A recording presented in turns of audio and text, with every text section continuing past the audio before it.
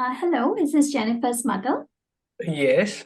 My name is Gurleen. I'm one of the attending nurses in this emergency department. How Hello. may I address you? You can address me Mrs. Miller.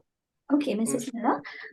You'll be glad to know that Jennifer has been fitted with the cast. She's ready to be discharged, and I understand that you're anxious, but she's doing much better now. I'm here to go over some post-discharge instructions if that's okay with you. Yes, it's totally okay. Lovely. So I wanted to have a chat about how you can care for her at home now that she's fitted with a cast. And I'd like to begin by checking what you already know about caring for children with a cast. Do you have any prior knowledge about this? Well, all I know is that all I've been briefed by the doctor is that the cast should not be damaged in any way. And other than that, I don't have any other information regarding it. That's a great start. Let's go over some other important instructions now. See, there are a couple of things that you need to be mindful of. The first thing Mhm. is that the cast should always be clean and it needs to be kept dry. So please make sure that whenever Jennifer is bathing, the cast is wrapped up in plastic. Would you be able to do that? Yes, surely. Great. The second thing is that make sure she does not itch under the cast or she does not trim it in any way. It needs to stay intact. Is that okay? Yes, it's totally okay. Lovely. And finally, please make sure that she does not put any weight on the cast, on the leg on which the cast is fitted. And please make sure that she limits her mobility. She restricts her mobility in walking around. Would you be able to see to that? Yes, I'll surely do. Okay, that is lovely. I was wondering if you had any concerns about what we've discussed till now. Any questions so far? Well, yes, as you have just said it. Well, it's very hard to prevent my daughter from trying to walk, as you know, she's very active, and it tends to be a problem for me sometimes. Actually that's a reasonable concern, and I know it's going to be challenging. She's quite active.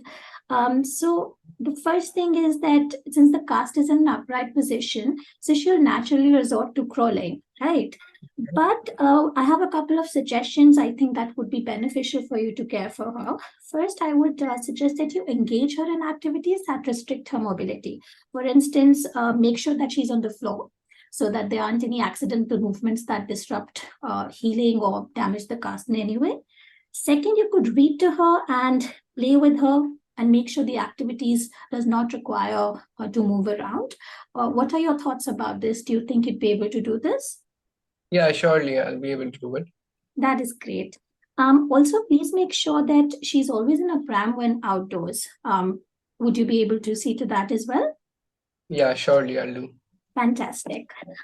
Finally, I think with young children, it's important to explain things in a simple way so that they understand why they're supposed to do or not do certain things. So I think repeated explanations would help that her leg is hurt and she should not be moving around a lot or she should not put weight on it, right?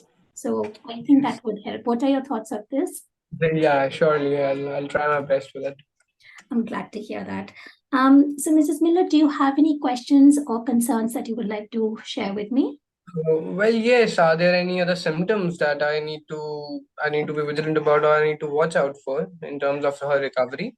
That's a great question. A couple of things. The first thing to look out for is if she complains of any pain or if there's any swelling on the toes or if she complains of any numbness or any sensation of pins and needles, and that would be a warning sign. So I would suggest that if she complains of that, you contact the hospital or the doctor, right? Okay, I'll make sure. Another Yeah, thank you. And another thing you could keep looking out for is make sure you observe the toes. If there's any discoloration, like they're turning white or bluish, or if she's not able to move her toes, if there's inability to move the toes, that's another warning sign. So I think these are the two cases you need to be aware of. Okay, I'll be aware of it for sure. What I would like to do is I have a leaflet here that has all these care strategies, the information that we've discussed, and some additional information out there. This will be a handy reference for you when you're caring for Jennifer at home. I'll offer this to you. Thanks a lot. Thank you very much for it. Hmm. Are there any other concerns or questions that you want to Well, ask? yes, nurse. Well, as you have just told me, there are a lot of things to manage, and I'm already starting to feeling overwhelmed. So. I I don't know what I totally have to understand. do. Yes, I know it can be overwhelming. It's challenging. I was wondering if you have someone at home whom you could lean on or who could offer some respite to you and they could care for Jennifer while you get some relief. Well, my spouse works away a lot, and I don't know. I'm the only one and the sole carer most of the time. So, Well, that sounds going to be very challenging. How about in the extended family? Any relatives or friends that you could ask for help? well, yes, I can ask my mother about it, and I'm sure that she'll be able to help me. That sounds great. I think it's important that you get some relief as well. I'll surely do. Great. Well, So it was lovely thank speaking you. to you today, and I hope that Jennifer gets well soon. If there are any questions, please refer to the leaflet or contact us. I'll surely do. Thank you, nurse. Thank you very much.